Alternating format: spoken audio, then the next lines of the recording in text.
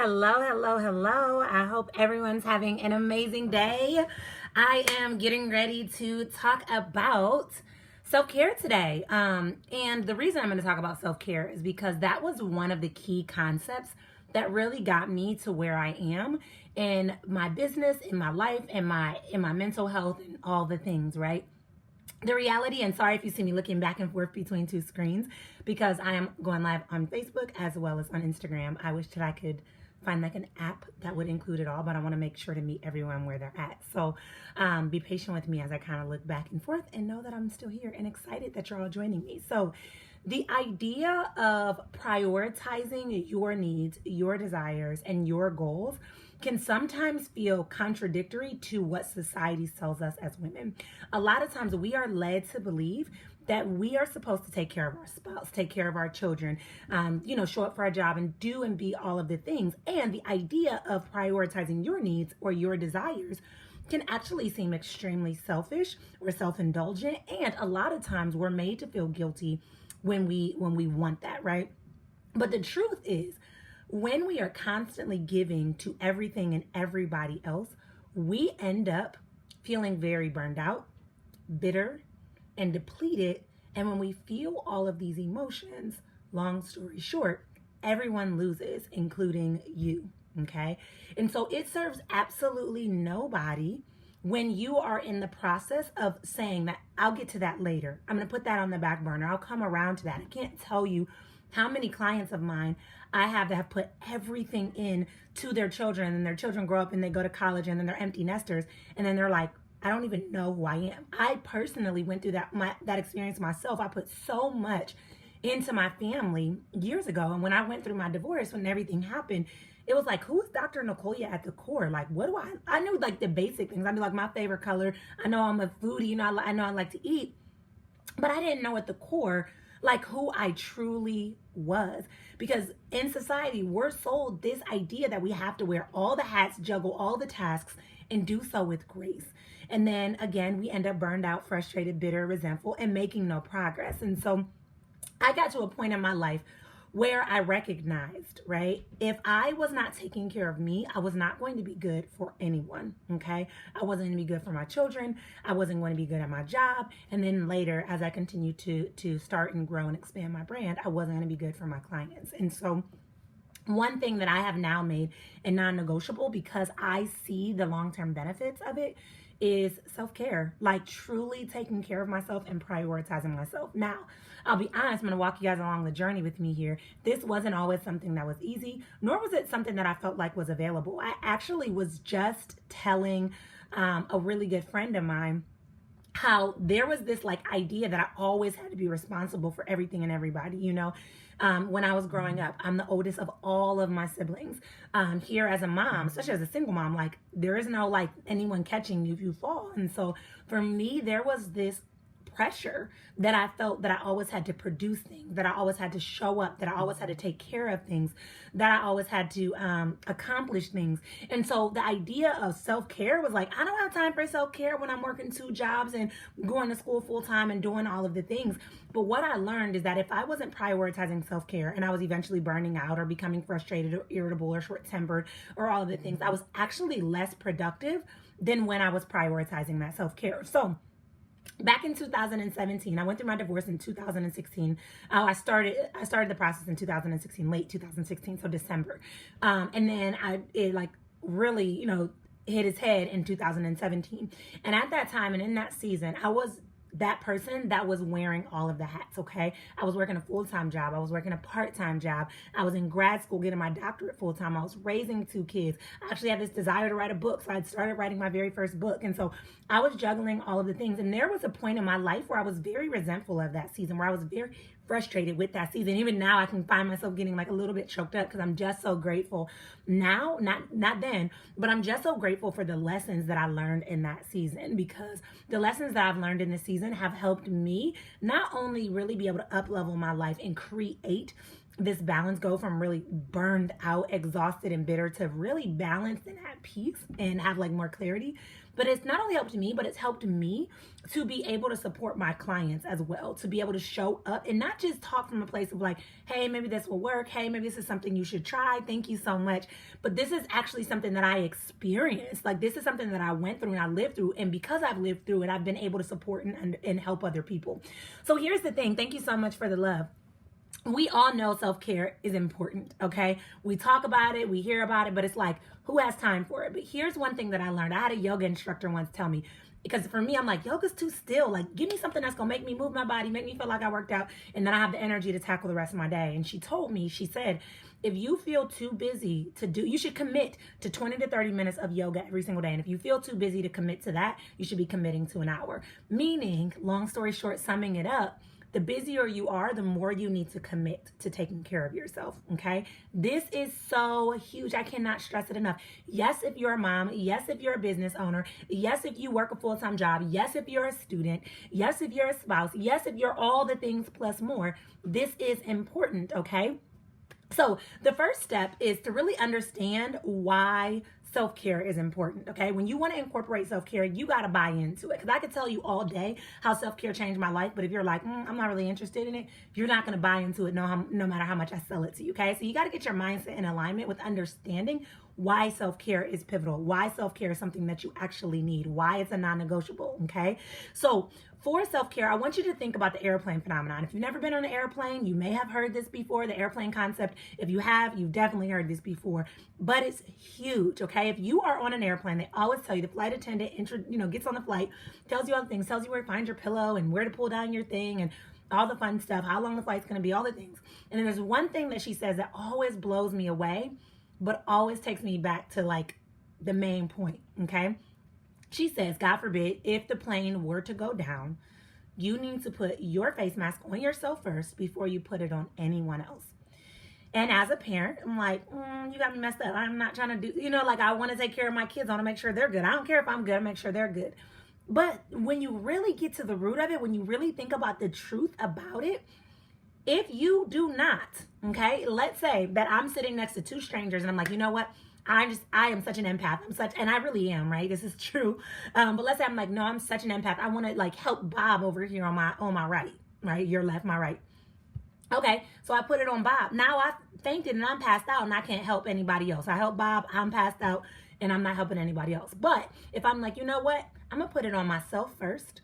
Make sure I'm good. Okay, I'm feeling good. Now let me help Sally put it on over here. Let me help Bob. Let me help Marcus down the aisle. Let me help all these people because I have prioritized myself. Now, remember I said earlier on in this live, a lot of times when we're told that wanting to take care of yourself first or prioritizing yourself or making yourself a priority is self-indulgent. But on the flip side, when you don't take care of yourself, not only is it not self-indulgent, it actually causes everyone in the collective to fail. It serves nobody, including yourself, for you to put yourself on the back burner. It serves nobody. So really understanding why this is important. One thing that I use, one tool that I use is I always ask my clients, like, what would it mean for you to take care of yourself? Like, what would that look like?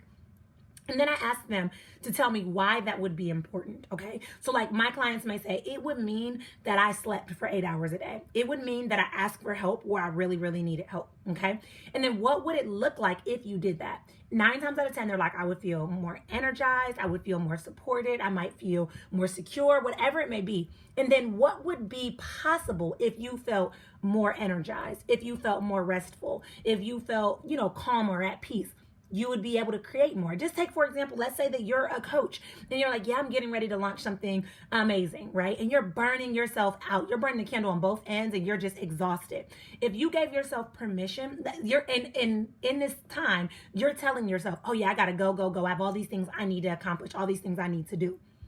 If you keep doing that, you're going to burn out. Your energy is going to showcase in the way that you show up. And then you're not going to really be effective, right? The launch is not going to be successful. But if on the flip side, you're like, you know what? I feel really exhausted. Yep, I have a ton of things I need to do. But if I give myself rest, I may be able to approach the next steps with clarity, with a more clear mind, more at peace, less irritable. Oh, now I have an intuitive idea or a next step because I gave myself permission to rest, right? So really buying into this idea and this concept that self-care is important and understanding why it's important for you, okay? Why this self-care matters and why it's so important for you, okay? The second step to prioritizing yourself is to understand where you're out of alignment. Okay. There are times in our life where we're actually prioritizing ourselves, but maybe not in a way that we want to. So, for example, I talk to people every day that have like super amazing and outlandish goals and things that they want to accomplish, but they have prioritized watching TV. Now, TV is something that they love, and so technically that's a way to take care of yourself by doing something that you love, getting in touch with yourself, saying like, oh, I really enjoyed this. This is so much fun. But you're doing that at the cost of doing something that you really want. So checking in with yourself. Where are you in alignment and where are you out of alignment? It may be that you're in alignment because you give yourself permission to take naps in the day. Like even when I wasn't really on a really good self-care journey, I took naps because I just know I'm just an irritable person and become more short-tempered if I don't have at least a 20-minute nap every day. And I can tell the difference on the days I have the naps and the days that I don't. So asking yourself where you're out of alignment and how you can begin to make shifts around those things, okay? The key way to make shifts, which is going to be step number 3, make shifts about where you're out of alignment.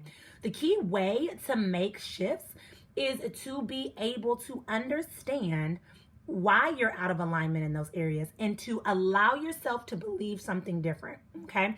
Here's the thing. There is a concept called expanders, all right? And the way that expanders works is expanders are based on what our beliefs are created based on what we have seen in our reality, what we have experienced and what we have seen. If you expand those beliefs, okay, you expand what you see, you expand your beliefs as it relates to it, your actions and your outcome.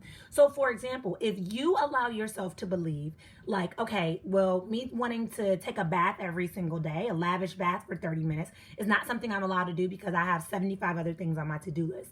Expand your beliefs around it. Do you have someone that takes baths every day that feels more relaxed and talks about it? I know for me, I'm not like a huge bath person. I like showers specifically, but I had a coach who took a bath every single day for 30 minutes and didn't feel guilty about it. She had 2 kids, a husband and all, and a full-time business. And she would always talk about like how baths just allowed her to be like really still, really tune into God, let God tell her what's the next step, all of those things. And so every time I would see that, that would validate like, oh, okay, I have permission to take this, to take a bath or to slow down. So it really taking where you're out of alignment and then expanding and shifting your beliefs around it so that you can begin to get in alignment as it relates to that. So maybe you recognize you're out of alignment because you watch 2 hours of TV. And so now you've guilted yourself into believing that you're not allowed to watch TV at all. Okay, now how can you expand that and change that and shift that to align with what you want? Maybe it's like, you know what, as I get these things accomplished and I get to watch 30 minutes of TV because that feels good with me. So really shifting it to align with where you want to be is going to be super, super, super important, okay? The next thing is start to incorporate self-care, because when you start to get a sample or a little taste of what it feels like to have self-care, you're never going to want to go back, okay? Now, I'm not going to tell you to go from 0 to 100. I'm not going to tell you to go like you've never done self-care in your life, and I'm going to tell you to incorporate 17 hours of self-care a day. That's not at all what I'm going to tell you. But I'm saying give yourself small little daily doses of some level of self-care to incorporate that into your routine so that you feel really good about it, okay?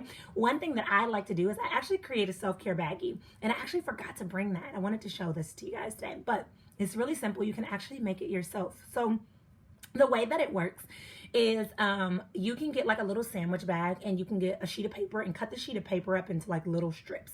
And then I want you to identify things that you like to do for self-care. These things can cost money or they can be free. These things can take a short amount of time. They can take a long amount of time. In fact, I recommend kind of blending your bag with a mix of all of those things. If you start to like be like, I don't really have any more ideas, just Google it. There's like a website, I think it's called 100 Self-Care Ideas for busy women, maybe. Just Google that and something's gonna pop up, okay? So Google it if you can't think of ideas, but some examples would be like taking a bubble bath, going for a walk, being mindful eating, painting your nails, getting your nails done, watching an amazing movie, catching up with an old friend, reading a book that you wanna read that's not told that you have to read, right? Like those are some examples. of self-care activities. Anyways, you fill out these strips of paper with different self-care activities, and then you put them into a bag. And then every day you commit to pulling out one self-care activity and doing it, okay? So sometimes it was me just like lighting a candle and sitting like in dim lighting and just feeling comfy. My human design type is like, I like to like cave environment, so I like to feel like held and safe and secure. And I found that out later, but that became like one of my routines. It's just dimming the lights, sitting comfy in my like heated blanket and lighting a really good smelling candle. And I would do that for 5 or 10 minutes. And it felt amazing. Like, you'd be surprised how much energy I had. There were other times where I would say like, okay, I'm going to slow down for the day. But as a busy woman and as a person that's like really conditioned to believe that we have to be going and doing things and moving and all these things, it was hard for me to slow down. So I started committing to like walking with my daughters. They have shorter legs, they move slower, they have no sense of urgency. And so it forced me to slow down and stop and smell those proverbial flowers. So these were examples of self-care activities that I committed to every single day. And the cool thing is when you're in that moment and you're feeling frustrated, you're feeling overwhelmed, you're feeling sad, you're feeling a various amount of emotions, exhausted, burned out, all of those things.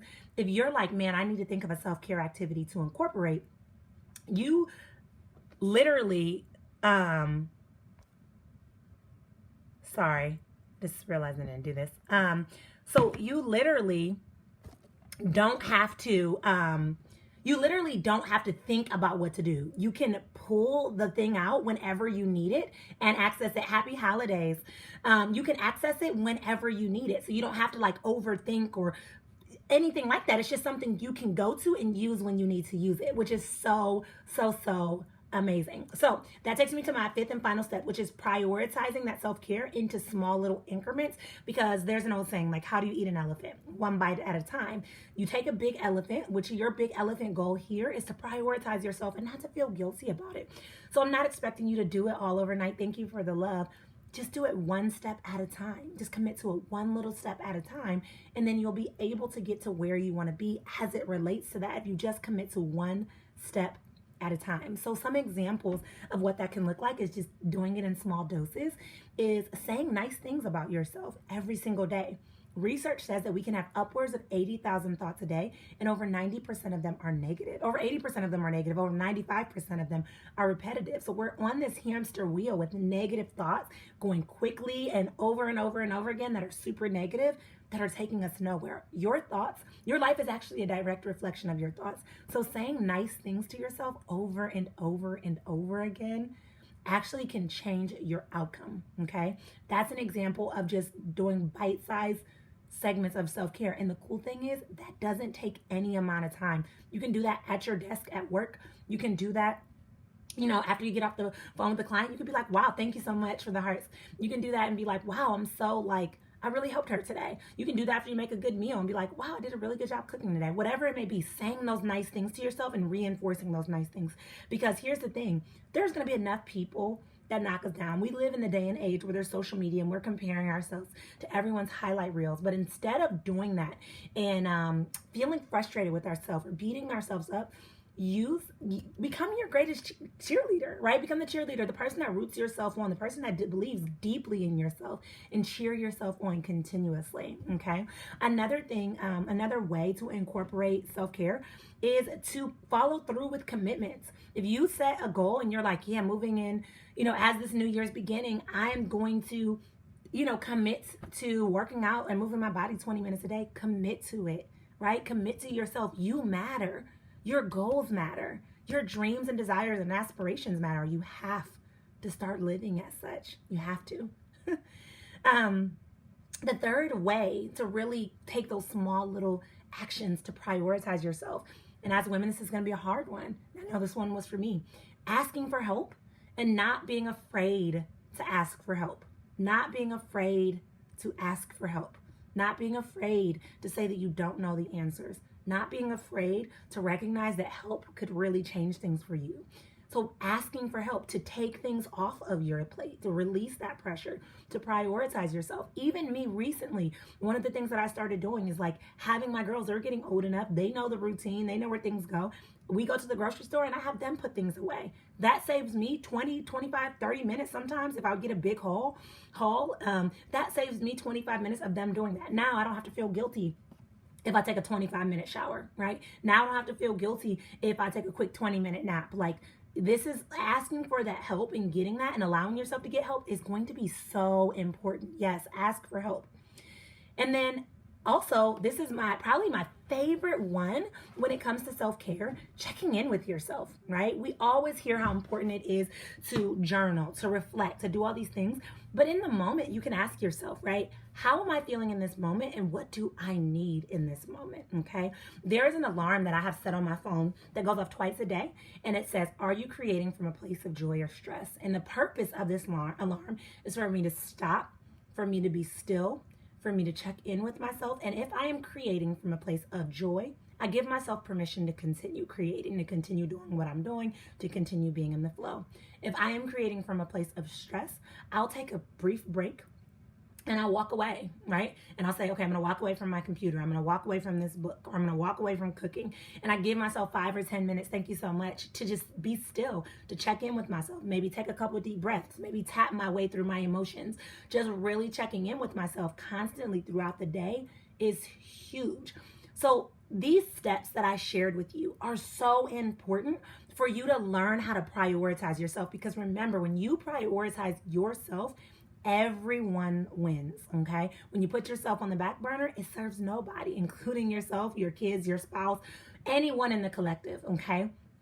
So let's quickly review the steps, and then I'm going to talk to you about something really special. So the first step is to understand why it's important to take care of yourself and to prioritize yourself. We have to really do away with the myth that it's self-indulgent or it's selfish or something's wrong with you if you want to prioritize yourself, because when you serve yourself, you would get to serve everyone, okay? The second thing is recognize where you're out of alignment. The third thing is to make shifts where you're out of alignment. So understanding, okay, I'm out of alignment because I don't know, here's a perfect example. I'm taking my kids to gymnastics 3 times a week when I could ask my spouse if he could take them the second time, right? Or I could carpool with somebody else and say like, hey, can you take them on Tuesdays? I'll take them on Thursdays, right? Asking yourself where you're out of alignment and where you can make those shifts are step 2 and step 3. Step 4 is starting to incorporate self-care into your life regularly by shifting your mindset and your beliefs as it relates to self-care. And then step 5 is commit to small actions that are going to allow you to give yourself permission to prioritize yourself. So those small actions include checking in with yourself, asking for help, following through with commitments, those sort of things. Here's the truth, guys. We are in a day and age where society sells us this concept that we have to be doing things, being busy, balancing all the things, wearing all of the hats. And a lot of women, if I could just guess, this is not scientific research, this is my own perspective of my own experience of working with clients, of living it myself, but a lot of women are in a constant state of burnout. And it's so sad because for most of us, we normalize this burnout. We're like, oh, it's okay that I only got 6 hours of sleep. Oh, it's okay that I got little bags under my eyes.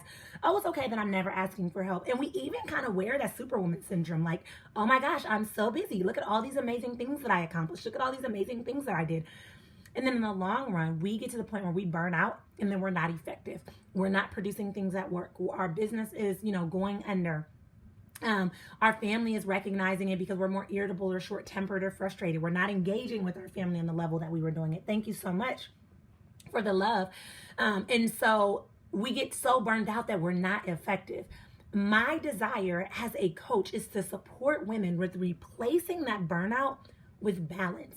Yes, I recognize that I can't take away some of the things on your plate. You are still going to be a spouse, or you are still going to be a mom. You are still going to be a business owner. You are still going to be balancing a lot of things. But here's the key part is that I can teach you tools and strategies to create balance as opposed to burnout. So do away with burnout and create the balance that you desire and deserve. And I do this in a very, very unique way, okay? First off, this is not a one-size-fits-all concept, right? This is an intensive opportunity to work with me where we go deep. All right. And I'm certified in quite a few things that I weave into my practices. So for example, I don't just give you support. I don't just give you systems. I don't just give you strategies. I work a lot on your mindset because your mindset and your beliefs is what's going to reflect out in your life. For example, if you tell yourself, thank you so much. If you tell yourself, I'm too busy, I'm never ever going to be able to prioritize self-care, and self-care is stupid, and my goals are just going to be put on the back burner until my kids turn 18. you're going to continue to validate that in your life. You're going to look for reasons to be busy. You're going to surround yourself with other people that also are putting their goals in the back burner. You're going to validate that this is a good decision, and then your life is going to reflect it. And then you end up bitter, frustrated, overwhelmed, and all the emotions you don't want to feel. If on the flip side, you're like, you know what?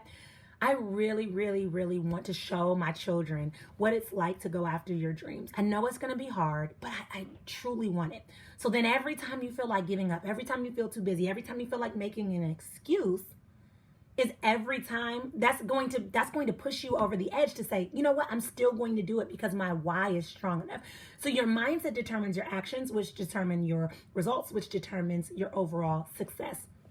When you give yourself permission to shift your beliefs about it, you also get to shift your results as it relates in your world. And so I talk about mindset a lot because mindset is such an important tool that gave me permission to tune into who I was, to what I needed, and helped me to really be able to create lasting change.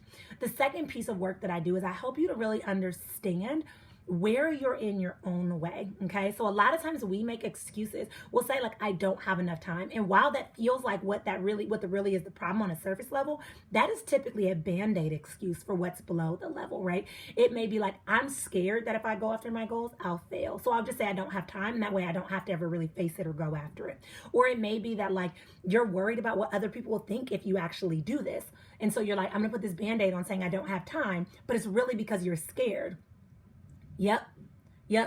This is your time now. So if you are a person, much like she just mentioned, like if you're a person that has been putting your goals on the back burner, there is no better time than now. Tomorrow is not promised. I cannot stress enough why we have to stop waiting for all our T's to be crossed and all our I's to be dotted until all the perfect time. It doesn't exist. So there's literally no better time than now. Like literally, I can't stress it enough.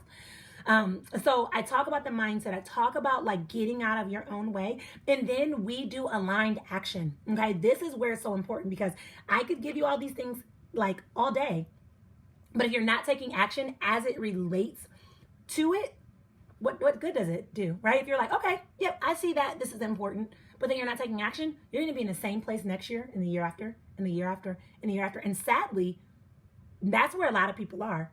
They live the same life day after day after day, week after week, month after month, year after year, and then they call that life.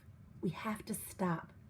If you are sick and tired of being sick and tired, and you are ready to truly take aligned and intentional action to do away with the burnout and to replace it with balance, then I have just the thing for you. Send me a DM. I'm going to actually put the link in the comments.